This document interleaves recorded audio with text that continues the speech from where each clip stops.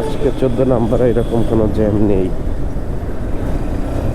ভালো হয়েছে। কারণ হচ্ছে সবসময় 14 এই মোড়টার জ্যাম খাওয়াই লাগে, আর এটা হচ্ছে বিরক্তিকর একটা জ্যাম, মানে এই জ্যামের কোনো মানেই নেই।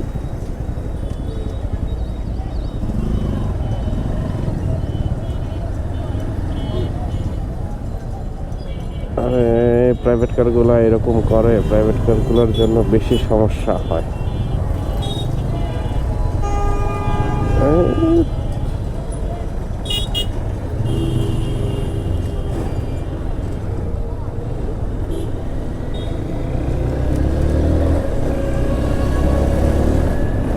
প্রাইভেট কারগুলোর পেছনে থাকলেই যত সমস্যা হয়। আর সব থেকে বড় সমস্যা হচ্ছে মধ্যে রাস্তা যদি ভাঙা থাকে, এগুলোর জন্য একদমই বোঝা যায় না যে কোথায় ভাঙা। 4 চাকা দিয়ে চলে যায় মধ্যে, হুট করে সামনে চলে আসে ভাঙা, তখন কন্ট্রোল করা খুবই মুশকিল হয়ে যায়।